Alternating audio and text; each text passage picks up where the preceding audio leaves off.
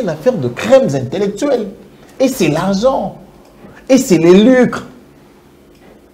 Et c'est les lucres. Vous imaginez quelqu'un qui est promu à une fonction où la responsabilité est grande. La ville inonde. Vous devez tout faire pour que votre commune n'inonde pas. Mais le premier réflexe que vous avez, c'est la poudre. Peut-être qu'après, c'était Kimbuta ou Nyangwe. Et vous allez me dire que ce type-là aura le temps de rester au bureau, réfléchir sur un rêve communal idéal. J'ai dit non. Profondeur TV, la télévision aux informations crédibles. Qui étaient les voies secondaires pour des canalisations d'eau.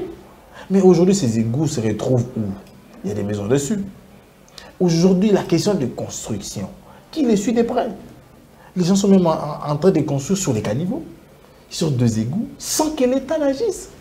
Donc moi, je pense que la meilleure situation pour nous serait de voir des bourgmestres nommés en tenant compte d'abord de leur profil et d'aider à nommer ceux qui habitent des coins. Profondeur TV, la télévision aux informations crédibles. Ne cesse de nous étonner dans Monsieur Nanga Junior, c'est qui? Bien évidemment, celui qui gère la CENI, il les gère au modèle Nanga. Il s'appelle Denis Kadima. Ah, moi, je trouve sa gouvernance avec beaucoup d'acquaintance qui est Nanga. Voilà pourquoi j'appelle Nanga Junior. Donc, M. Nanga Junior oublie que la question des élections, c'est une question de souveraineté d'abord. C'est une question essentiellement liée au parti et à tous ceux qui vont y concourir. Je ne sais pas. Profondeur TV, la télévision aux informations crédibles. CENI ne peut pas aller seul. Il a besoin de bras et de jambes. Il a même besoin de la tête pour réfléchir aussi. Et son bras, c'est éventuellement le parti prenante. La tête, les cœurs, c'est la gouvernance. Mais si la gouvernance ne rassure pas en amont, pourquoi nous proposer un calendrier hasardeux, s'il faut l'appeler comme ça?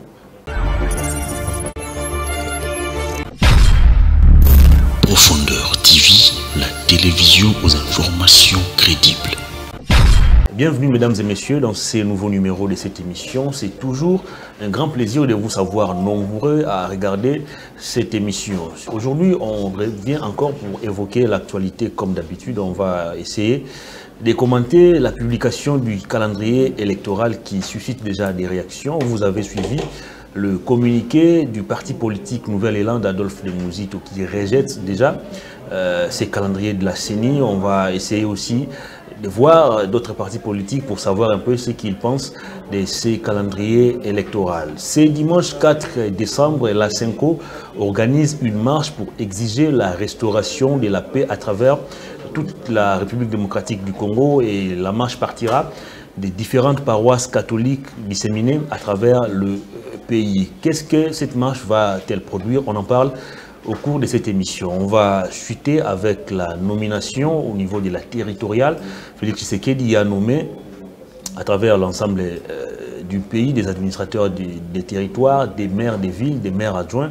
Et ici à Kinshasa, on a nommé 24 bourgmestres sur l'ensemble donc des communes qui composent la ville-province de Kinshasa. Pour évoquer toutes ces questions, je reçois sur ces plateaux Maître Jonathan Mbele. Il est cadre de la Mouka et il nous fait le plaisir de décortiquer ces différents sujets avec nous. Bonjour Maître. Bonjour cher Hervé, bonjour également à nos compatriotes qui nous suivent de partout à travers la République. Acceptez mes remerciements de l'invitation que vous nous avez adressée pour venir répondre, échanger avec les compatriotes congolais sur divers sujets d'actualité pour lesquels il faudrait mettre des avis et éventuellement des analyses pour que notre population puisse cerner la gouvernance actuelle et ses faiblesses et ses limites, surtout les gènes plutôt de la médiocrité qui va bientôt la caractériser nos administrations territoriales, et même nos villes et nos provinces. Comment allez-vous? Ça va, nous tenons depuis du fait qu'il y a deux compatriotes qui sont à ce moment dans des milieux pas très cordiaux. Là, je vois le compatriote Kitenge Manganda, à qui j'adresse mes salutations et j'encourage, parce qu'il faut le dire, aujourd'hui, grâce à son incarcération, nous avons compris que les services de sécurité sont des tortionnaires, parce qu'il a avec lui les impacts et les signes des tortures Et nous confirmons également que c'est dans ces mêmes services où Momo Molapo a été également victime des actes de torture. Et nous les encourageons à continuer ainsi, et tout en les rappelant que les mal ne demeurera pas toujours. La paix et la justice vont être réintégrées très bientôt. Moi, je pense au vieux Barnabé Milingagno à qui j'ai fait un clin d'œil spécial. Tenez bon vieux, incessamment vous allez quitter la prison. Oui, un grand compatriote, un bataillon de la vérité, un compatriote qui lutte pour un État véritablement de droit, un État pour lequel tous les Congolais retrouvent sa part et soumis à celle autorité de la loi, non au caprice d'une personne. J'aurais appris même que, de par sa posture actuelle, il est très éligible et très favorable à la grâce présidentielle. Mais pourquoi depuis son incarcération, il y a eu des ordonnances de grâce présidentielle, il n'a jamais été bénéficiaire? J'ai appris également que d'après les régimes pénitentiaires, lorsqu'un prévenu, un condamné est éprouvé, il a droit à 48 heures dehors. Ça veut dire 24 heures pour plairer et 24 heures pour enterrer. Mais lui, il n'a bénéficié que de 5 heures. Donc j'ai salué cette discrimination et que le régime Tibola Moulumba nous a donné. Tibola Moulumba, c'est quoi? Mais c'est les régimes qui nous gèrent actuellement, les régimes des tribalistes, les régimes qui vivent au rythme de la hanche, la danse et l'alcool. Nous les encourageons dans ça. Très bientôt, là, le peuple va se décider au travers des élections. Très bien. Félix Tshisekedi a nommé dans la territoriale, comme je le disais d'ailleurs à l'entame de cette émission. Mais moi, je préfère qu'on puisse se focaliser d'abord sur la ville-province de Kinshasa. 24 bourgmestres et leurs adjoints ont été nommés. On a fait partir comme ça des gens qui étaient pratiquement devenus des chefs coutumiers dans nos communes, notamment les messieurs de la commune de Kalamou, la dame qui était à Kassavubu. Bref, quelle lecture faites-vous de ces vagues dénominations? Vous savez, il y a un dicton français qui dit « chasser les naturels et il vous revient au galop ». Et nous avons eu tous soif de voir un changement. Nous avons eu tous envie de voir du vent nouveau. Mais on ne fait pas, du vin avec des huiles très vieilles, en fait. Parce que la conservation va poser problème. Aujourd'hui, moi je l'ai dit toujours, les rêves communaux, comme le dit les députés de la rue, c'est les rêves qui doivent encadrer tout le monde. Exact. Mais ces rêves doivent être orientés conformément à la loi 2011 sur la libre administration du territoire et éventuellement la loi sur les ETD. Parce que cette loi-là imprime une certaine directive qui peut être mieux comprise par les non-combattants. Par les non-combattants. Parce que les combattants, ils ont avec eux les gènes de l'insulte, ils ont avec eux les gènes de la violence, ils ont avec eux les gènes de l'incompétence, ils ont avec eux les gènes de la mauvaise gouvernance. Alors que la question du redressement de nos communes relève d'une scientificité exagérée, pour ne pas dire d'une capacité nécessaire à avoir de ressources intellectuelles. Là, c'est un premier élément. Aujourd'hui, j'ai été heureux de voir que lorsque l'on nomme, on tient compte de la parité. C'est quand même bien parce qu'il y a 3 femmes, nous encourageons. Mais la question du background, la question de l'expérience de ces nouvellement nommés bourgmestres va poser problème. Parce que les anciens, c'est parce qu'ils étaient acclimatés à cette gouvernance-là qu'aujourd'hui, ils se sont sentis incapables de gérer. Ils ne faisaient que constater les dégâts. Mais le nouveau qui arrive, je prends le cas de la France par exemple, on vous dit, non, pour être, il faut commencer par être l'adjoint de quelqu'un. En étant adjoint, vous apprenez, et c'est pendant cet apprentissage-là, vous essayez de vous imprégner des rouages en fait, de l'administration communale. Mais c'est là qui viennent. Vous avez vu l'autre là qu'on a nommé, je ne sais pas si c'est à Kassavubu. Les premiers réflexes qu'il a, c'est de mettre de poudre.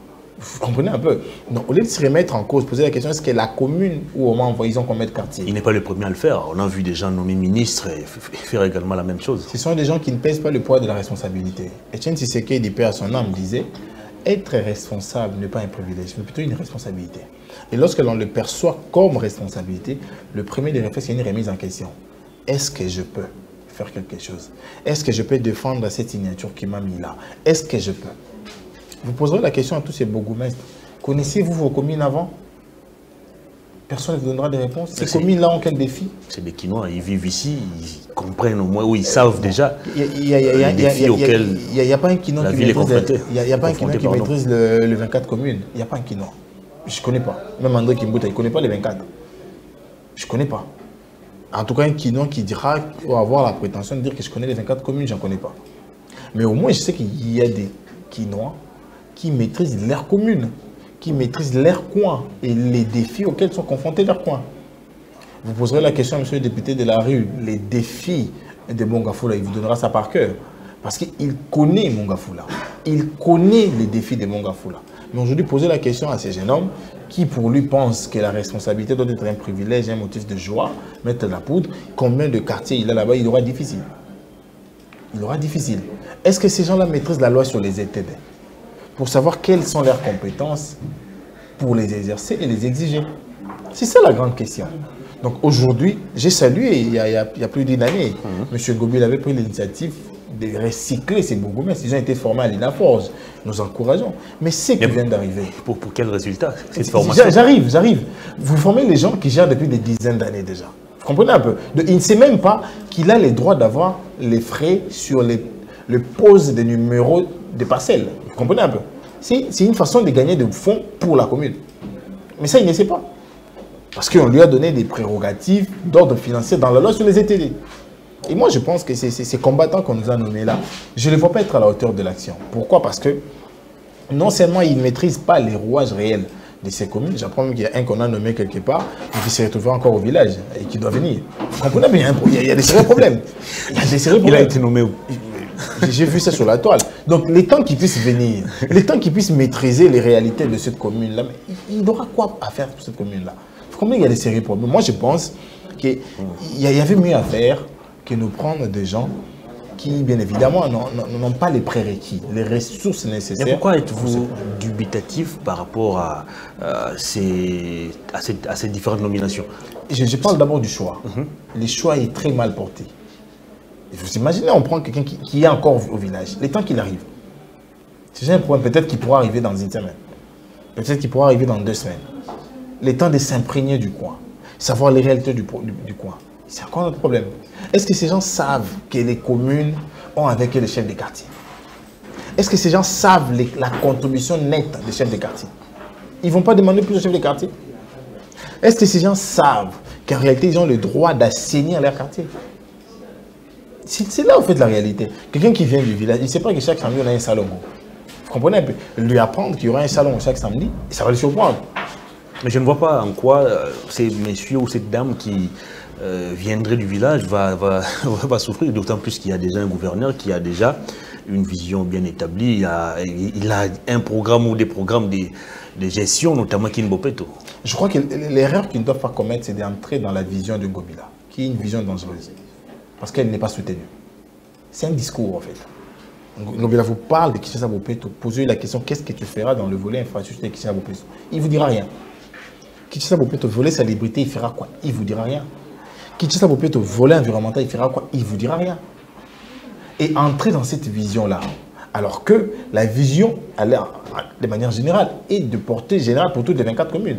Mais comment trouver la sectorisation de votre commune par rapport à cette vision-là? C'est en fait ça la grande question. Je suis dans Kinshasa Bopeto. Qu'est-ce que Kinshasa Bopeto fait pour la commune de Selimbao? Qu'est-ce que Kinshasa Bopeto fait pour la commune de Makala?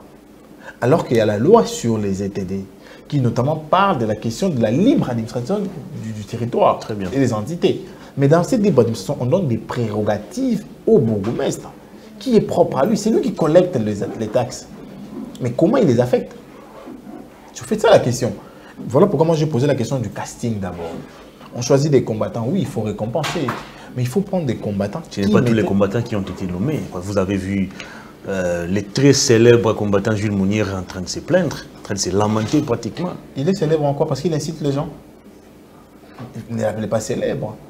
Parce qu'il incite nos femmes, nos mœurs, c'est pourquoi vous l'appelez célèbre. En fait, la spécialité de ces gens, c'est la bêtise, en fait. Et ils ne respectent personne. Vous avez même vu les jeunes qu'ils ont envoyés dans une des institutions d'appui à la démocratie, là, parce qu'il a insulté dans le passé, on l'envoie là-bas. De qui parlez-vous? C'est lui qui a comparé l'ancien président de la République à je ne sais quoi, là. Est-ce que dans des états sérieux, il pouvait être là? Quelqu'un qui insulte un père de famille, en fait.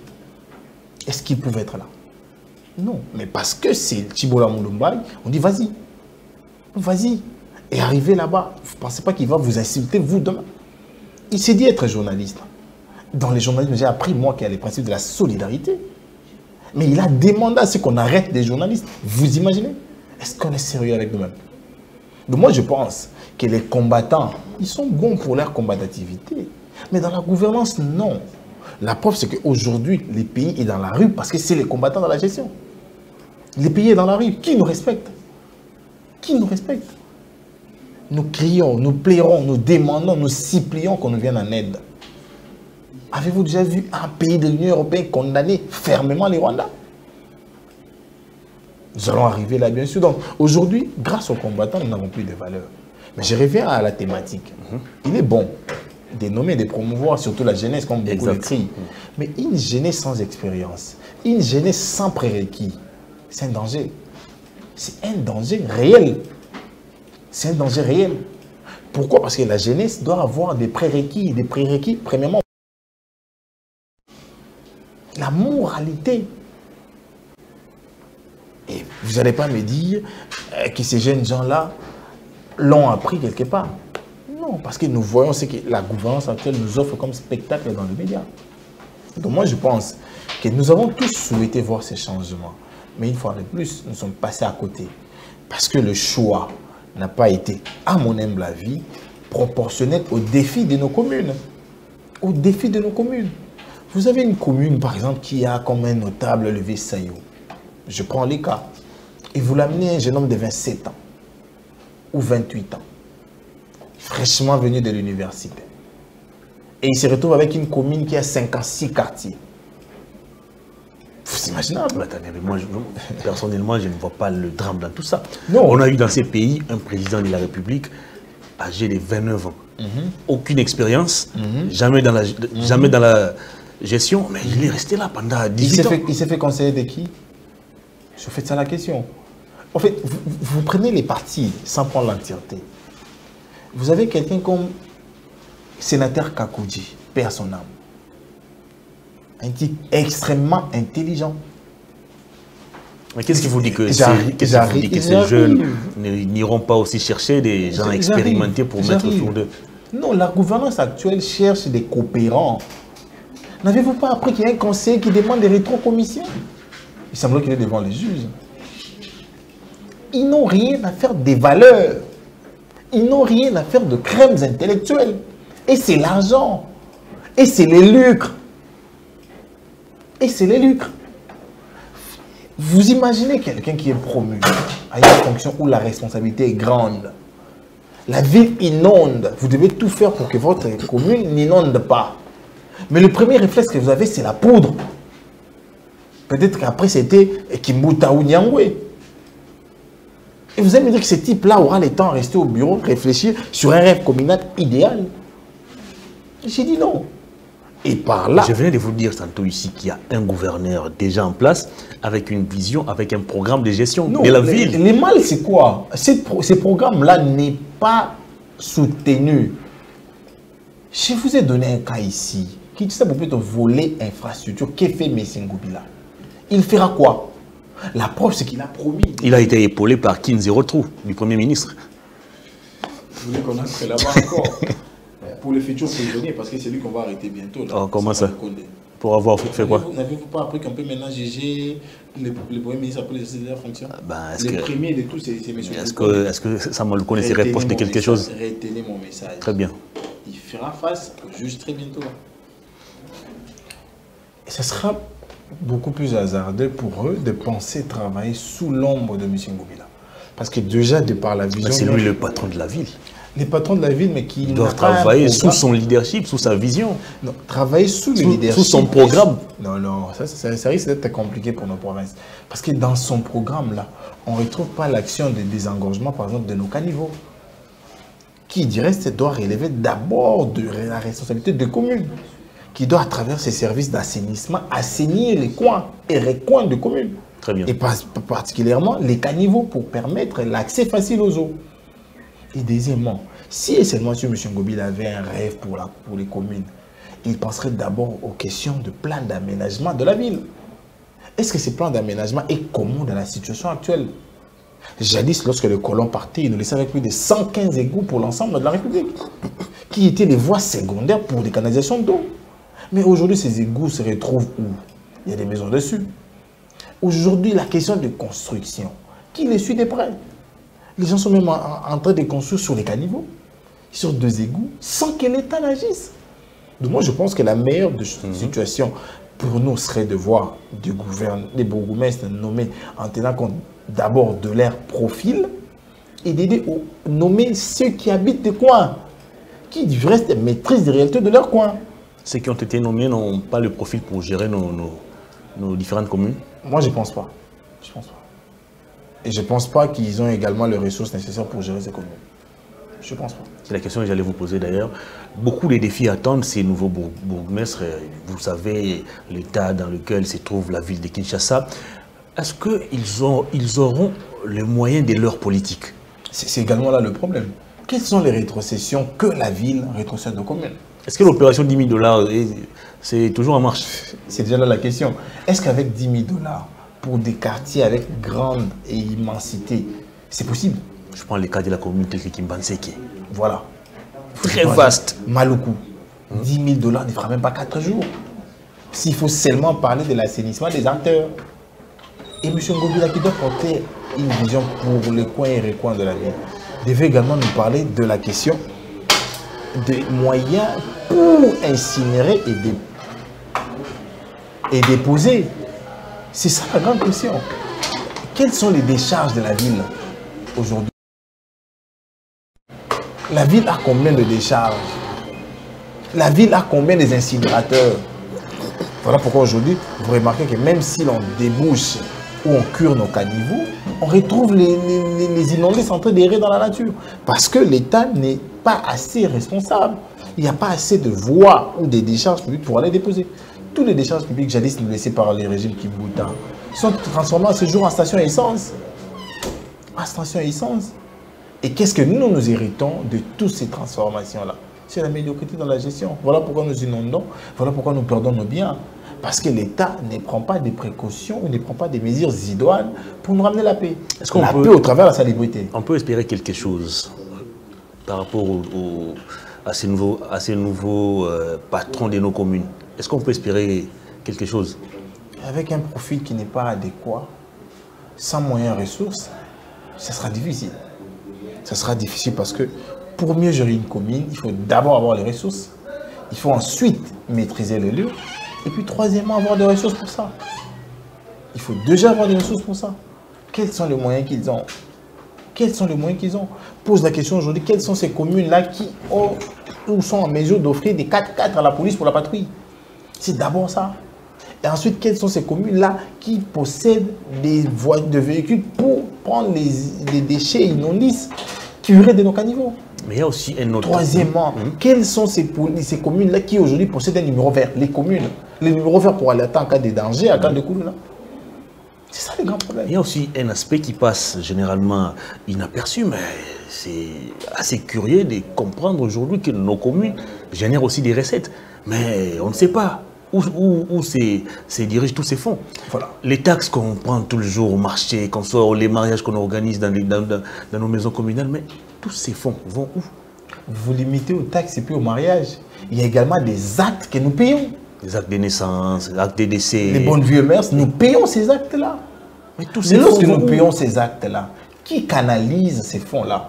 Donnez-moi le nom d'une commune qui délivre la quittance pour les actes. Et on les paye où? Si généralement, on tient des Maboko Bank. Combien verse-t-il dans les trésors publics déjà? Et s'il les verse, c'est au profit de quelle institution? Est-ce les gouvernements? Est-ce les ministères de l'Intérieur? Est-ce les ministères des Finances? Qui prend ou prélève ces montants-là? Et lorsqu'il les prend, il les rend compte à qui? Qui contrôle d'abord tous ces paiements? Voilà. Et quelles sont les modalités de répartition de tous ces fonds? Parce que nous savons qu'il y a des communes qui génèrent plus et des communes qui génèrent moins. Et pour les communes qui génèrent plus, qu'est-ce qu'ils gagnent en retour? Et les communes qui génèrent moins, qu'est-ce qu'ils gagnent en retour? Parce que déjà, ils génèrent moins. Ils sont complexes. Voilà. Donc, vous comprenez que ce n'est pas une histoire qu'on doit donner aux combattants. Non. On doit donner aux personnes qui seront à même de relever ces défis. Parce que nos communes sont mourants. Ça, il faut le dire. Alors, que faire aujourd'hui pour rétablir l'ordre dans nos communes? Il y a des érosions partout, il y a de la salubrité, plutôt de l'insalubrité, il y a, bref, tout ce qu'il y a comme Koulouna et consort. Que faire aujourd'hui pour faire respirer encore de nouveau nos communes? La solution passe par 4 étapes. Premièrement, appliquer effectivement la loi de 2011 sur les ETD. Il faut l'appliquer. Deuxièmement, il faut mettre des enfants maison, si on peut le dire comme ça, des bourgmestres qui connaissent les coins. Pas ceux qui doivent venir pour rejoindre leur poste d'affectation, non. Troisièmement, tenir compte du profil de tout un chacun. Il s'agit là de défis énormes. Vous imaginez que lors de cérémonies, les bourgmestres doivent parler. Mais si le profil lui met en difficulté de parler, vous mettez en défi l'avenir de toutes les cérémonies qui lui, il est censé présider. Quatrièmement, c'est la question d'une politique générale imprimée par quelqu'un. Qu'est-ce que les sommets impriment comme politique pour nos communes? Pour nos communes. On vous a parlé des territoires, mais qu'est-ce qu'ils font déjà pour les territoires? Et s'il faut descendre aux communes, qu'est-ce qu'ils font ensuite pour les communes? Donc vous comprenez qu'il y a vraiment des étapes à franchir. Et ces étapes-là, seule une meilleure gouvernance peut les franchir. Très bien, on prend le deuxième point de l'émission, c'est la publication du calendrier électoral. C'était le week-end dernier. Denis Kadima a clos les débats par rapport à la tenue des élections dans le délai constitutionnel. Plutôt le calendrier est là. Il y aura élection le 20 décembre 2023, un mardi. Je sais que ça suscite déjà beaucoup de débats. Pendant ces temps, c'est Nouvel Élan et Adolphe Mouzito qui rejettent ces calendriers. D'une manière générale, quelle lecture avez-vous faite d'abord d'entrée de jeu de ces calendriers? Vous savez, M. Nanga Junior ne cesse de nous étonner dans son... M. Nanga Junior, c'est qui? Bien évidemment, celui qui gère la CENI, il les gère au modèle Nanga. Il s'appelle Denis Kadima. Moi, je trouve sa gouvernance avec beaucoup d'acquaintance qui est Nanga. Voilà pourquoi j'appelle Nanga Junior. Donc, M. Nanga Junior oublie que la question des élections, c'est une question de souveraineté d'abord. C'est une question essentiellement liée au parti et à tous ceux qui vont y concourir. Je ne sais pas, je ne comprends pas et j'attends des réponses. Comme dans cet État-là qui a organisé les élections un mercredi, un jour ouvrable de la semaine, premièrement. Deuxièmement, comme dans l'IDPS, on ne respecte pas la Constitution, on a décidé également d'exclure certains compatriotes. Kadima n'est pas de l'UDPS. Là, c'est vous qui le dites. Hein. Il ne l'a jamais démenti. Monsieur Moleka, que je salue d'ailleurs, le plus méritant de DIRCAP du fait Etienne Tshisekedi, nous a dit qu'il a connu Kadima comme membre du UDPS Afrique du Sud. Aujourd'hui, à l'heure où nous parlons, nul UDPS, ni lui-même ne l'a démenti. Donc, il est UDPS. Ça, nous le gardons comme tel. Le débat est clos parce que lui-même ne contredit pas. Monsieur Nanga Junior doit savoir... Monsieur Denis Kadima, c'est ça son nom? Bon, si vous pensez qu'on doit l'appeler ainsi, oui, mais moi je pense qu'il gère à la même manière de Nanga, je l'appelle Nanga Junior. Dans sa gestion, il oublie que les élections sont généralement organisées les jours non ouvrables pour permettre à tout le monde d'aller voter. D'abord la raison, parce qu'un jour ouvrable, tout le monde est censé regagner son poste pour travailler en vue de gagner pour sa famille. Qui acceptera de ne pas aller au boulot pour aller voter? À la suite, il perd ses boulots pour aller voter. Vous comprenez déjà que c'est un problème. Nous avons l'habitude de voter soit un samedi, soit un dimanche. Généralement, c'est les dimanche. Pour que le lundi, les gens reprennent les services. Exact. Là, c'est de 1. De 2. Mais sinon, la Junior oublie également que la question des élections, c'est une question nationale. Il décide de faire les essais-erreurs avec les élections. Il vous dit que certains Congolais de l'étranger auront le droit de vote. Qui sont ces certains Congolais qui ont plus de droits que d'autres Congolais qui se retrouvent à l'étranger qui ne voteront pas? C'est juste ça la question. De 2. Il a aujourd'hui prouvé que les Congolais vivant à l'étranger, pour certains pays, beaucoup sont en situation irrégulière. Et leur mouvement est canalisé. Donc, vous allez, vous, organiser les élections là-bas pour vous retrouver à l'échelle de 10%, 2% celles viennent voter. Alors qu'il y a des États, au niveau européen également, où certains Congolais, en majorité, sont en situation régulière. Je prends le cas des États-Unis d'Amérique. Beaucoup des Congolais là-bas sont en situation régulière. Mais ils ne sont pas répertoriés. Je prends le cas du Maroc. Beaucoup des Congolais se trouvant là-bas sont en situation régulière, surtout les étudiants. Et ils ne voteront pas parce que M. Nanga a choisi ses anciens copains, les pays de ses anciens camarades pour aller voter.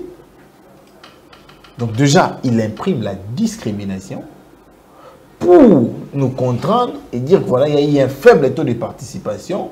Et à l'échelle de ces faibles taux de participation, M. Mboumato Ndolo, je ne sais quoi, c'est bien être élu. Donc moi, je pense que ces calendriers, nous l'avons tous entendu, nous avons tous besoin de l'avoir, mais au format tel qu'il est présenté par M. Nanga Junior, n'inspire pas confiance. Et en attendant que ma plateforme politique... Alors, quel est le format qui va vous inspirer confiance? Voilà. Si l'actuel n'est... Nous l'avons dit ne vous rassure pas. Nous le disons encore. Les élections, c'est nous les parties prenantes. Mais il y a un cadre de concertation qui a été mis en place. C'est ni parti politique. Vous parlez d'un parlement debout? Non, ce n'est pas un parlement debout. Il y a un cadre de concertation qui se tient entre la CENI et les partis politiques. Vous savez... Moi, je l'ai couvert d'ailleurs dernièrement. Vous savez, lorsque l'on parle de concertation, on voit d'abord le mot échange qui sort là. On se concerte sur un point. C'est ce qui s'est fait. J'arrive. À la dernière, je n'ai pas été là, mais j'ai suivi. Il y a des recommandations qui lui ont été faites. Est-ce qu'il en a tenu parole? On a par exemple posé la question de la cartographie. Est-ce qu'il a répondu à ces préalables? Il vient et vous narre la question de l'enrôlement par téléphone. Il faut poser la question à M. Nanga. C'est une nouveauté. Il faut poser la question à M. Nanga Junior. C'est de la modernisation. Il faut poser la question à M. Nanga Junior. Ne sait-il pas qu'il y a ces coins et recoins de la ville où il n'y a pas d'antenne et il n'y a pas de téléphone? Il ne le sait pas. Il dit que l'application va être non payante. Est-ce que tous nos téléphones sont à même d'entrer les applications? Je vous prends le petit téléphone qu'on appelle téléphone à touche, qui pour sa capacité interne, c'est 5 MB.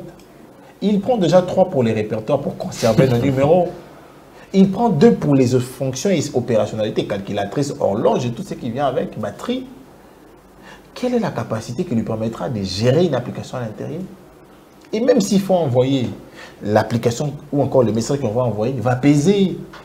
On va commencer par l'identification, votre nom, votre post-nom, votre date de naissance et celui de parents, pour finir dans vos adresses et tout ce qui vient avec. Donc déjà, il va dans les tâtonnements pour nous amener vers les élections bâclées. Et il dit encore que les enrôlements ne prendront qu'un seul mois. Nous sommes d'accord. Mais en ces un seul mois-là, les lundis, ils ne travailleront pas. Donc en réalité, on perd le 1 mois, on se retrouve avec 28 ou 27 jours. Donc vous comprenez que ce monsieur, en réalité, il n'est même pas sûr de ce qu'il est en train de faire. Voilà pourquoi je l'ai dit et je le redis encore. Je vous ai dit et je pense, à mon humble avis, que M. Nanga Junior incarne également la menace pour 2023. Parce que son amateurisme et son non-savoir-faire nous prouvent qu'en réalité, nous n'aurons pas à avoir des élections véritablement démocratiques et apaisées telles que nous le souhaitons. Les calendriers, en réalité, il faut dire aussi qu'il est le seul à avoir publié les calendriers 1 année et 2 mois avant. Tous ses prédécesseurs l'ont fait plus d'1 année et 6 mois avant. Tous ses prédécesseurs l'ont fait plus d'1 année et 6 mois avant. Il est le seul qui aujourd'hui incarne les calendriers 1 mois, publie les calendriers 1 mois et 1 année, 2 mois et 1 année avant. Contrairement à ses prédécesseurs. Est-ce que le problème c'est le calendrier ou c'est le timing? Je vous ai relevé 3 problèmes de ces calendriers. Il y en a plusieurs comme ça. Il y en a plusieurs. L'enrôlement qui pose déjà un sérieux problème avec la durée, on l'a toujours fait pendant 3 mois. Mais avec lui, on le fera dans 1 mois.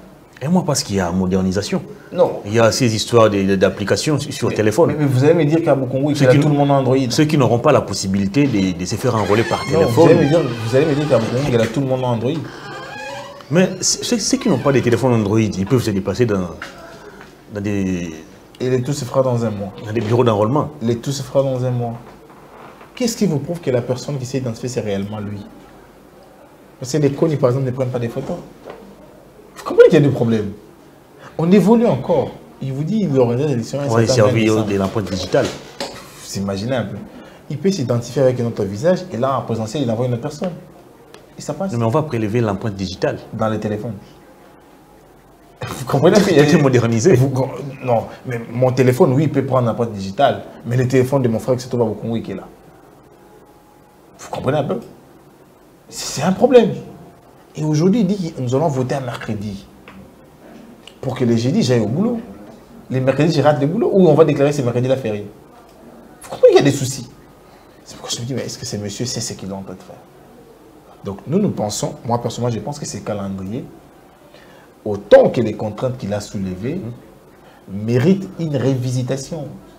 Voilà pourquoi nous l'avons dit, et je l'ai redit encore, il était très souhaitable que ces calendriers soient faits en concertation avec les parties prenantes. Déjà, il ne sait pas que le mercredi, c'est un jour ouvrable. Peut-être nous aurons dit avoir l'opportunité de lui dire ça. Monsieur Nanga Junior, le mercredi, c'est un jour ouvrable. On n'a jamais voté un mercredi. Amène le dimanche. Peut-être qu'il ne connaît pas, peut-être qu'il est ignorant de ça. Comment ça, quelqu'un qui a travaillé plusieurs fois dans des commissions électorales à travers l'Afrique. Récemment, il a été, comment on appelle encore ces pays? Au Lesotho, je pense. Qui a été témoin? Comme observateur. Quand on est là pour accompagner une délégation... Non, il a été comme observateur. Est-ce que vous savez que dans une des Guinées, M. Matata Ponn également a été là? Comme observateur de l'Union africaine.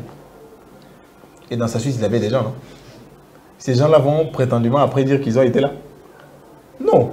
Donnez-moi 2 ou 3 personnes qui témoigneront, oui, nous avons été là, et lui, c'était lui, l'organisateur de l'élection. Moi, je témoigne pour lui. Vous voyez un État souverain qui invite un étranger pour venir organiser des élections pour lui. C'est pas sérieux. Non, il a été observateur. Voilà. Dans ses observations, il pose quel acte?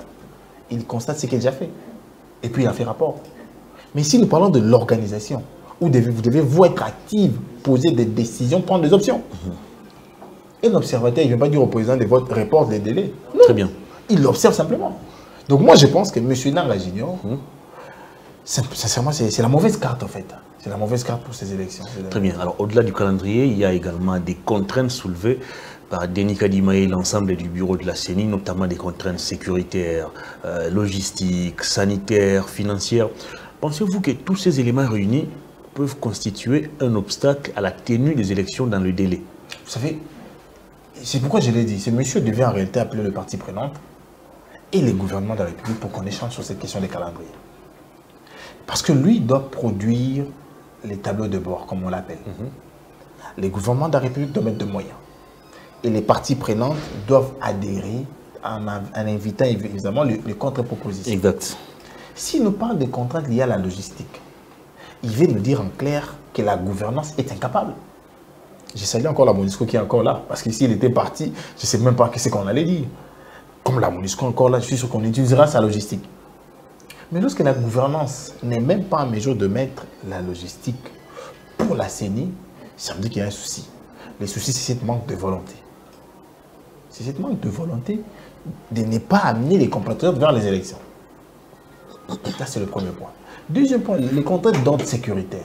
Il y a la guerre à l'Est, il y a un conflit intercommunautaire un peu partout. M. Nanga Junior devait savoir également que là encore, c'est dans la responsabilité de l'État de pacifier le pays. Oui, mais si vous lisez bien ces documents, ils s'adressent au gouvernement. Est-ce qu'il devait s'adresser au gouvernement dans une déclaration ou il devait s'adresser au gouvernement pendant... Il a élaboré un calendrier et en annexe, il a établi également les différentes contraintes. Je suis très d'accord avec vous. Acceptez aussi qu'il n'a pas posé les très bons jalons. En le posant, il devait d'abord, avant la publication de ces calendriers, inviter l'État. En affirmant que l'État n'est pas en mesure de mettre une bonne logistique, par exemple. Et si aujourd'hui l'État sort quelqu'un qui dit, voilà, nous sommes en mesure, on le traiterait de menteur. C'est jamais le problème. En disant que l'État doit pacifier. Et si l'État dit, mais je ne serai pas en mesure, on dira, pourquoi tu ne nous as pas consulté avant? C'est là tout le problème. En réalité, ces calendriers devaient faire l'objet d'un débat d'abord entre le parti prenant et la CENI. Vous savez, là, on parle de la première institution d'après la démocratie. Volonté du Constitution, article 211. C'est la CENI qui doit nous amener vers 2 élections. Mais nous savons que la CENI ne peut pas aller seule. Il a besoin de bras et de jambes. Il a même besoin de la tête pour réfléchir aussi. Et son bras, c'est éventuellement le parti prenant. La tête, les cœurs, c'est la gouvernance. Mais si la gouvernance ne rassure pas en amont, pourquoi nous proposer un calendrier hasardeux, s'il faut l'appeler comme ça? Je sais qu'en le publiant, ils disent, voilà, on va observer ceux qui veulent les élections ou pas. Nous voulons des élections. Nous nous préparons depuis pour ça. Le président Martin fait plusieurs tournées de redynamisation de la plateforme de la Mouka. pour les élections. Lui également, il s'oppose à l'actuel bureau de la CENI. J'arrive. C'est aussi un problème. Nous, les souhaits pour nous, c'était d'obtenir d'abord les consensus. Je ne peux pas accepter qu'aujourd'hui, vous narrez qu'il y a les représentants de l'opposition à la CENI. Moi, je n'en crois pas. Ils y sont. Parce que j'ai vu quelqu'un être radié d'un parti politique. J'ai vu quelqu'un aller de son propre gré vers la CENI. Alors que la loi impose la désignation par les partis prenants. Vous allez me donner la note du parti politique Engagement Citoyen pour le Développement ou de la MOCA qui désigne M. Guy Toumouniz à la CENI. J'en trouve pas, j'en connais pas. Vous allez me donner les noms de celui qui a signé la lettre de désignation pour les codes de M. le vice-président, qui est jadis du FCC. J'ai dit non. Le premier ou les... Le premier vice-président. Parce que les premiers et les deuxièmes sont issus du FCC. Je fais ça la question. Donc vous allez vite comprendre qu'en réalité, ces gens-là, ils sont là de leur propre chef. Et considérant le fait qu'ils sont censés porter la voix de l'opposition, bien qu'arrivés là-bas, ils coupent tout cordon, nous disons qu'ils ne sont pas nôtres. Ils ne proviennent pas de nous. La meilleure des situations, c'est de revenir sur la question de leur choix. Et c'est le consensus que nous voulons tous obtenir. Troisième contrainte, c'est la guerre. Oui, nous avons eu organisé des élections ici sous les crépitements de balles. 2018 en est la preuve. Beni Boutembo. Ils n'ont pas voté. Yumbi. Ils n'ont pas voté. Mais ils s'y mettent aujourd'hui. Voulez-vous qu'on réparte encore sur cette même base? Ce n'est pas les souhaits. Ce n'est pas les souhaits. Mais il ne faudrait pas qu'on nous les vende en premier. Parce que même pour les deuxièmes contraintes, là, dans le même lot, la question de la Covid, la deuxième contrainte plutôt. Covid et puis quelques épidémies. Il faut poser la question. Sous la Covid, plus de 6 États africains ont organisé les élections. Plus de 6. La Côte d'Ivoire, le Congo-Brazzaville. Et même la plus démocratique de tous ces États, c'est les États-Unis qui veulent organiser des élections à mi-mandat. Ils les ont organisées. Donc vous comprenez qu'il y a un souci. Les soucis, c'est la volonté qui n'est pas là de la part de la gouvernance actuelle. Ils ne veulent pas avoir les élections. Ils ne veulent pas partir.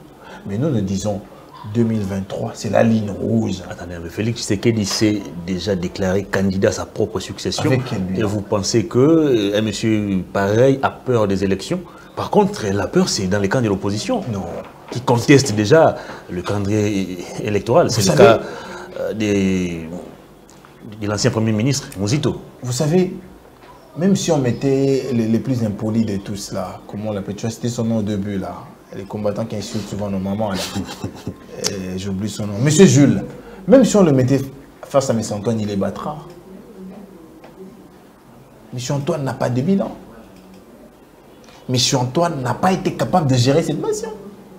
M. Antoine n'a pas soulagé la misère de Congolais. Et qui est ce Congolais qui donnera un suffrage à un monsieur qui n'a pas été en même de gérer? Vous comprenez qu'il y a un souci. Donc nous pensons que la meilleure des solutions, ou la meilleure de position à prendre aujourd'hui, c'est d'aller aux élections. Mais nous n'allons pas aux élections sous les coups de l'impréparation et des essais-erreurs. On n'essaye pas sur l'avenir d'une nation. Soit on connaît, soit on ne connaît pas. Alors, je reviens encore sur la contestation. Je le disais déjà ici, Nouvel Élan et Adolphe Muzito rejettent le calendrier électoral publié par la CENI. Parce qu'il est trop irréaliste. Sûrement, dans les jours qui viennent, d'autres partis politiques de l'opposition aussi vont emboîter les pas à Muzito. Est-ce que ce n'est pas une brèche que vous allez ouvrir comme ça, Félix Tshisekedi, pour vous convoquer des nouveaux autour d'une table? C'est partager des nouveaux postes comme vous aimez bien le faire. Et puis, on va aller comme ça, une transition d'une année, 2 ans. Je le dis toujours, je suis cadre de la MOCA. Si tout le monde ira sur une même table avec M. Antoine, moi, Jonathan, je n'irai pas. Je le dis encore, si tout le monde. Mais les informations que j'ai, après échange avec mes autorités et mes camarades, nous pensons ne pas être prêts pour aller prêter main forte à M. Antoine. On aurait appris par le canal de Joseph Olengakoui qui Martin Fayoulou était prêt ou serait prêt, j'utilise les conditionnels parce que Fayoulou lui-même ne s'est pas prononcé, Fayoulou serait prêt à rencontrer Félix Tshisekedi. Pour les questions sécuritaires, ça vous n'ajouterez jamais. pour les questions sécuritaires, parce qu'il s'agit là de la vie de nos compatriotes. C'est toujours comme ça, on se cache toujours non, vous savez, sur des concepts et puis après on va négocier autre chose. Vous savez, la gouvernance actuelle nous a montré ses limites en fait. Lorsque nous crions à son temps qu'il faut demander à M. Karega de partir, ils n'ont pas voulu écouter. Nous avons perdu David Kalala, nous avons perdu Mumbere Oshide à cause de ça. Lorsque nous disons à son temps qu'il faille auditer l'armée, ils ne l'ont pas fait. Lorsque nous disons à son temps qu'il fallait rompre tous les accords secrets et mystiques conclus avec le Rwanda, personne ne nous a écoutés. Et aujourd'hui, on s'est dit, en lieu place de voir les sons de nos électeurs, de nos femmes, de nos mères, de nos enfants, de nos sœurs coulées, nous pensons mettre sur papier tout ce que nous avons pu produire grâce à nos ressources intellectuelles comme proposition et le lui donner. Et le lui donner uniquement pour ça. Il y a même un cadre qui est en train de me faire rire. Il dit, voilà, un corps qui est sans vie, vous nous demandez de le prendre pour épouse. Nous disons non, pour ne jamais évoluer, alors que le but du mariage, c'est de procréer. Je préférais prendre une femme en vie et vivre avec elle pour procréer et remplir la terre. La gouvernance actuelle est mourante. Ils sont sans vie. Comment vous imaginez nous voir, nous, avec eux, pour produire quoi comme résultat? Pour produire quoi comme résultat? Donc, nous ne sommes pas prêts, moi personnellement, je l'ai dit, à adhérer ou à entrer dans cette union dite sacrée ou à soutenir la... Qu'est-ce que vous allez faire? Est-ce que vous allez partir aux élections en contestant déjà les bureaux de la CENI, en remettant en cause la Cour constitutionnelle? Vous allez partir aux élections dans ces climats? Vous savez, est-ce que nous pouvons aller aux élections dans les contextes où Chibola Moulumba est partout? Chibola Moulumba, ça veut dire quoi encore? Les tribalismes à outrance.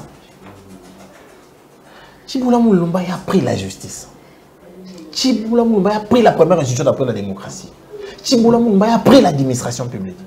Chibola Moulumba a pris la territoriale. Nous sommes où? Nous sommes où? Voilà pourquoi nous insistons et nous maintenons notre position. Il faille que nous puissions nous mettre d'accord. Il faille qu'un consensus soit trouvé sur certains points. N'est-ce pas trop tard? Le train est déjà en marche. Kadima est là, et toute son équipe est déjà en place. Vous savez, je ne vois pas comment on va encore... Vous savez, la Moukaï a proposé, c'était au centre CEPAS, que nous pouvons faire ces réformes à moins d'un mois. À moins d'un mois. À moins d'un mois. Chibola Moulumba, Inanga Junior, c'est un être humain, il n'est pas irremplaçable. Si l'on a remplacé Malonda... Il bénéficie déjà d'un mandat. Un mandat qui lui a été donné par son frère. Non, son frère n'a fait qu'entériner la décision des confessions religieuses. Les 6. Lesquelles? Est-ce que vous êtes sûr ça reste des confessions religieuses? Non. Vous êtes sûr que dans les États sérieux, M. Kamba serait président de cette institution? Ah, pourquoi pas? Lui qui n'a que des églises. Il a le profil, est-ce que c'est question d'avoir... Non. Vous imaginez un peu. 50 églises? Il va gérer l'église catholique qui a plus de 150 paroisses à travers la ville. Et quelqu'un qui n'a que des églises. Nous savons comment ces histoires d'archevêques, archibishops se donnent. Citez-moi 4 églises de M. Kamba à travers la ville. 4 églises. Moi, je connais les Mété et Lemba. Citez-moi 4. Vous comprenez qu'il y a un souci là. Et déjà là, il ne pouvait pas gérer. Est-ce que la loi dit que pour briguer, je ne sais pas moi, la présidence des confessions religieuses, il faut avoir 50 000 églises? Moi, je pose une autre question. Je sais que je ne peux pas poser des questions ici. Est-ce que c'est sérieux qu'une personne qui n'a que des églises puisse gérer ceux qui en ont plus de centaines? Mais il est élu au nom de la plateforme des confessions religieuses. Ce n'est pas question d'avoir 50 églises ou 1000. Ne savez-vous pas qu'aujourd'hui, dans cette même composante-là, il y a des présidents? Celui Kafouta n'a jamais été déchu de ses fonctions. Oh, comment ça? Kafouta a été déçu par, comment il s'appelle encore, c'est vieux. Son église se trouve à la 9e rue. Albert Kankenza, je crois. Qui est Albert Kankenza pour destituer? C'était lui le président de cette histoire des confessions religieuses. Non. Vous savez, l'église des réveils au Congo, je pense. Vous savez, il a été fait mandat, il a organisé des élections et Soni Kafouta l'a remporté. Mais comme toujours, il aime bien garder la mise. Il est allé prendre son petit pour le mettre là. C'est un débat vieil. Nous ne souhaitons pas y entrer. Mais je pense que c'est indécent de voir quelqu'un qui... Alors revenez sur ma question. Vous continuez de contester la CENI, vous continuez la Cour constitutionnelle. Comment allez-vous partir aux élections avec ces mêmes configurations? La question est en pleine étude. Et nous avons déjà donné notre réponse. On s'est dit, nous irons aux élections, mais il faudrait que nous ayons ces consensus-là. Nous avons besoin de ces consensus pour la traçabilité et le caractère apaisé des élections. Est-ce que ce n'est pas de la supercherie, c'est ce que vous évoquez? Vous savez, nous ne voulons plus de cette histoire où le président est élu et puis on conteste. Nous n'en voulons pas. Voilà pourquoi nous voulons que les élections soient organisées par une personne qui a obtenu le plus large consensus. Le plus large consensus. Vous n'allez pas me dire que ceux qui sont dans la société civile n'ont pas à proposer pour les élections. Non, ils ont à dire. Vous n'allez pas me dire que Hervé Itoma n'a pas à proposer pour les élections. Il a à dire. Permettez-lui de s'exprimer. Permettez-lui de dire. Permettez-lui de réfléchir à haute voix. Le mal, c'est lequel? La gouvernance actuelle, connaissant ses insuffisances en termes de ressources intellectuelles, il ne veut pas écouter ceux qui en ont en abondance. Pourtant, ceux qui en ont en abondance veulent proposer pour l'intérêt vital de la population et du pays. Est-ce que le pouvoir en place n'a-t-il peut-être pas compris que ce sont des manœuvres dilatoires de votre part? En 2018, vous avez contesté aussi, comment il s'appelle encore, Corneille Nangaa, mais au finish, vous êtes allé aux élections avec la même machine à voter contestée. Et puis, à la fin, c'est Martin Fayoul qui s'est déclaré président élu. Alors au départ, il a contesté et Corneille Nangaa et la machine à voter. Vous savez, Hervé, la question d'un probable glissement ou d'une ruse n'est pas de notre vocabulaire. Nous parlons élection. La preuve, c'est que nous nous préparons. Sous peu, vous allez entendre, déjà on a annoncé notre candidat président de la République et la plateforme de la Mouka bientôt va se réunir pour annoncer aussi les candidats présidents de la République pour la plateforme. La Mouka est toujours en vie. C'est la vision d'un peuple qui a marre de voir la souffrance, qui en a marre avec la misère. Qui va la détruire? Personne. Donc aujourd'hui, la stratégie idoine et propice pour nous, c'est d'aller vers les élections. Nous les voulons, nous les souhaitons à n'importe quel prix. Mais nous disons, nous ne voulons pas aller vers les élections où les lignes est déjà tracées ou taillées pour une personne. Nous n'allons pas faire les garçons de cœur. C'est le même discours que vous avez tenu pour Corneille Nangaa, je le répète encore. Vous avez tenu ces mêmes discours. Hervé, et après, vous avez revendiqué la victoire. Hervé, du point de vue moral, sentez-vous à l'aise d'avoir un président de la CENI qui appartient à un même coin et un président de la Cour constitutionnelle qui appartient, s'il vous plaît. On a eu dans ces pays, comment il s'appelle encore, il a été en prison dernièrement.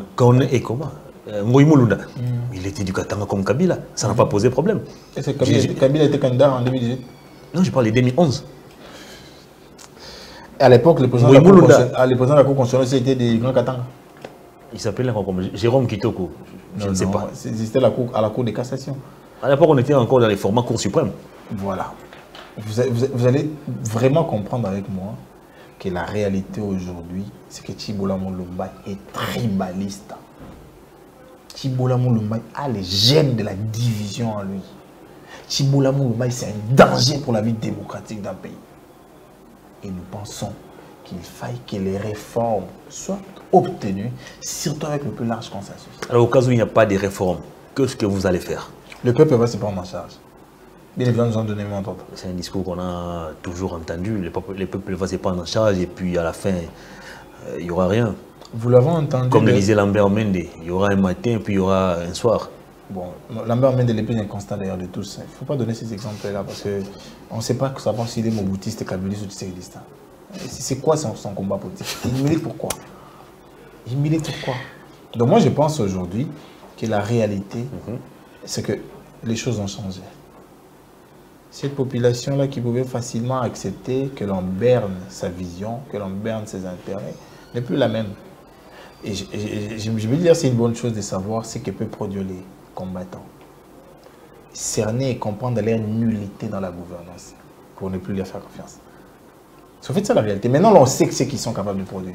On sait ce qu'ils sont capables de faire. Allons sur les élections, vous allez voir. Vous allez voir. Et nous serons heureux de voir leur vie après le pouvoir. Très heureux même. Est-ce que vous n'avez pas peur d'aller aux élections à travers les différents discours développés par l'opposition? Bon, Hervé, déjà les partis politiques de la Mouka ont annoncé leur couleur. Vous avez appris que l'engagement citoyen pour le développement a annoncé au travers de son dernier congrès la candidature de Martin Fayoul, du président élu. Félix Tshisekedi s'est prononcé déjà aussi. faut pas citer ces noms-là, Yves. Non, mais il s'est prononcé.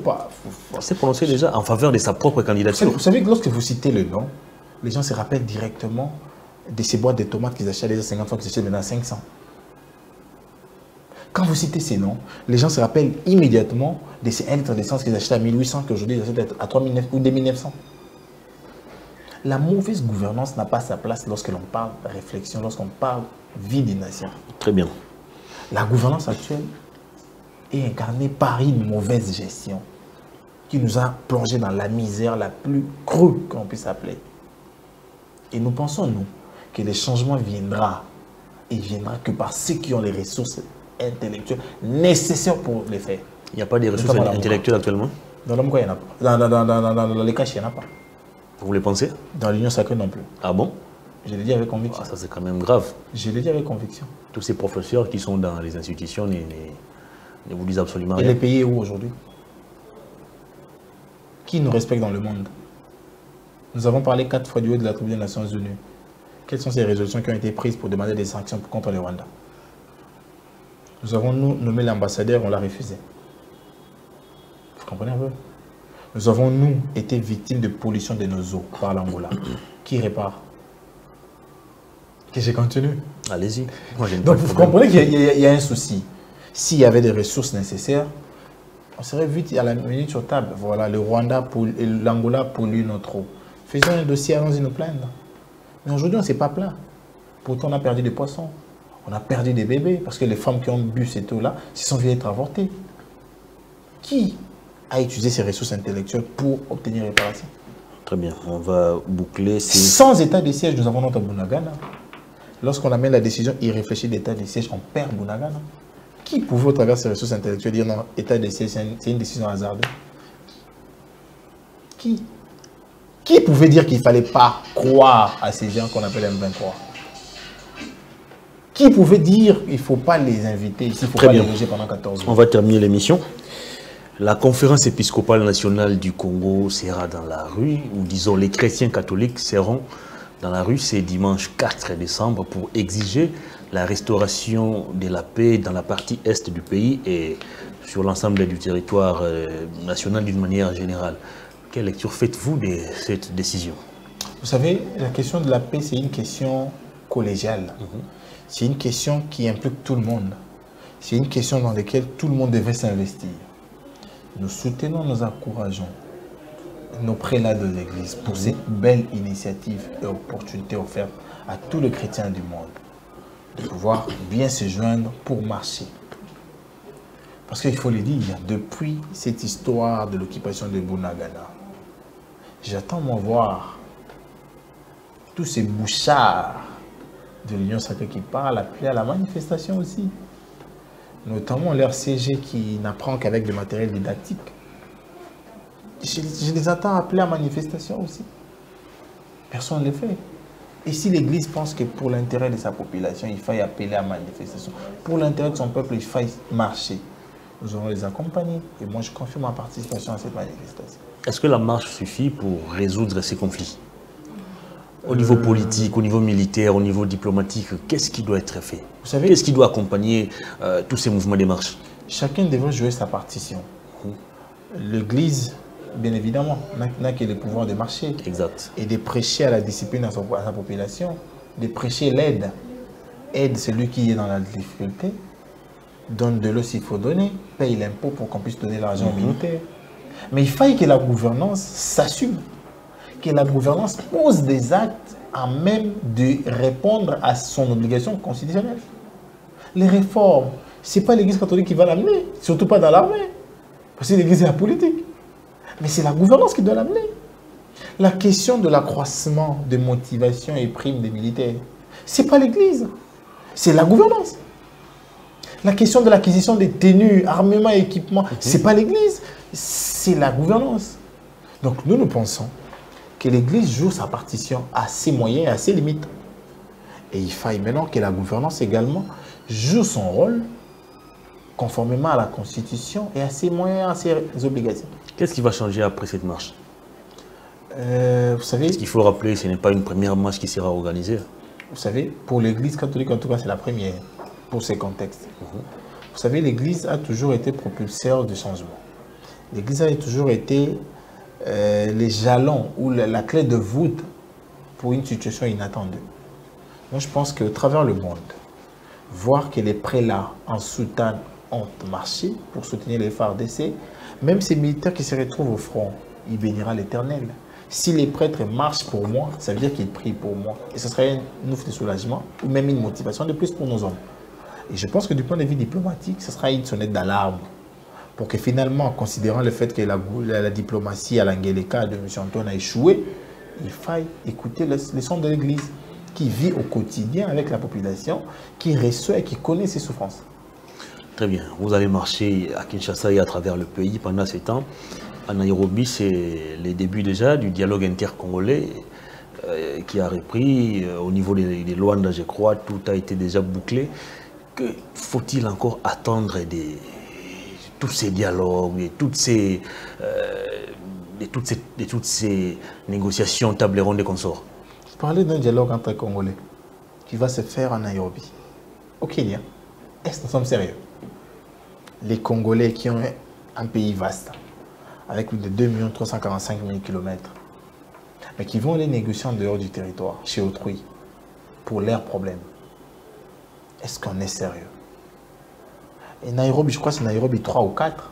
Nous avons eu Nairobi 1, Nairobi 2, et nous sommes en Nairobi 3 ou 4, je ne sais pas, je ne sais plus. Pour quel résultat? Pour quel résultat? Si et seulement si la voie diplomatique a échoué. M. Antoine l'a reconnu, il dit le manque de sincérité de mes interlocuteurs. Qu'est-ce qui te reste à faire? C'est l'option militaire. Parce que la diplomatie a échoué et tu l'as confessé de ta bouche. Les forces de l'EAC sont déjà sur place. Au nombre de combien? Ils sont moins de 5 000, vous savez. Mais nous avons une armée qui a plus de 120 000 hommes. La garde républicaine en elle, a plus de 30 000 hommes. Hervé, est-ce que nous sommes sérieux? Les Kenyans nous envoient 903 hommes. L'Ouganda envoie 1000. Je crois que le Sud-Soudan parlait de 500, il semblerait. Ils ne sont pas plus de 5000. Mais nous avons ici une unité qui protège la première institution du pays qui a plus de 30 000 hommes. Est-ce que c'est un problème d'équipement, c'est un problème de logistique? Est-ce que les militaires qui viendront ici ou les militaires qui seront déployés ici dans les cadres de l'EAC sont-ils plus équipés que les nôtres ou sont-ils mieux formés et mieux outillés que les FARDC? Vous savez, le problème c'est la façon dont on sous-estime nos héros en fait. Parce qu'aujourd'hui, dans le classement mondial, la RDC est devant tous ces 6 États. Le Kenya vient après nous comme 2e État. Parce que lorsqu'on fait ces classements-là, on tient compte, de l'équipement, de la qualité d'hommes et du nombre d'hommes. Vous imaginez un peu. Le pays comme le Rwanda, qui pour son ensemble a, je crois, 23 millions d'hommes. 23 000. 23 000. Non, 23 millions d'hommes, la population. Ok. 23 millions. Alors que nous avons plus de 100 millions d'habitants. Donc si aujourd'hui on décidait de prendre 10 millions seulement de nos populations, on les équipe, on va faire la guerre. Est-ce que le Rwanda va résister? Mais les citoyens, Antoine et son Chibola Mulumbai, n'ont pas cette réflexion. N'ont pas ces notions avec eux. Parce qu'aujourd'hui, faire la guerre reste, à mon humble avis, notre ultime solution. Parce que nous avons demandé qu'ils quittent leur position vendredi 18h. Est-ce qu'ils ont quitté? Un cessez-le-feu, est-ce qu'ils ont obéi? Qu'est-ce qu'il nous restera à faire de plus si ce n'est qu'ils frapper? Déjà, avec l'élan de frappe que nous avons imprimé il y a quelques jours, il y a eu atténuation. Les lignes ont bougé. Pourquoi ne pas continuer sur cet élan-là? La communauté africaine, ils viennent d'après leur propre résolution. Ils vont installer la zone tampon. Ça veut dire battez-vous, mais ne dépassez pas telle limite. En réalité, ils ne vont pas combattre sur le terrain. S'ils doivent combattre, il faudrait que les chefs d'État se réunissent à nouveau. Est-ce qu'on est sérieux? Et oui, qui prend en charge tous ces éléments? Est-ce que c'est le gouvernement congolais? Est-ce que c'est l'EAC comme organisation sous-régionale? Une question qui n'a pas de réponse. La deuxième question, ils sont là pour quelle durée? Une deuxième question qui n'a pas de réponse. Troisièmement, qui prendra en charge tous ceux qui perdront leur vie ici? Une question qui n'a pas de réponse. Ça, c'est seulement la Talibanie ou nos amis délimités qui peuvent nous produire ce genre de gestion. Très bien, on a terminé l'émission. La caméra est là devant vous. Votre dernier message au public et on va se séparer. Merci à vous de l'invitation. Merci également à la grande équipe, grâce au concours duquel nous avons pu parvenir aux différents ménages de nos compatriotes. Vous savez, les Congos ont besoin de nous. Les Congos ont besoin de nous parce que nous n'avons que ça comme patrie. Les citoyens Antoine a des enfants qui ne sont pas congolais. Oui, de par la nationalité. Ils n'ont plus la nationalité congolaise. Mais vous et moi avons que la nationalité congolaise. Battons-nous pour ces pays. C'est le nôtre. Merci, cher Hervé. Merci, Jonathan Mbele. Merci également de votre disponibilité. Je vous en prie. Fin de cette émission. À toutes et à tous, merci de l'avoir suivi. Au revoir.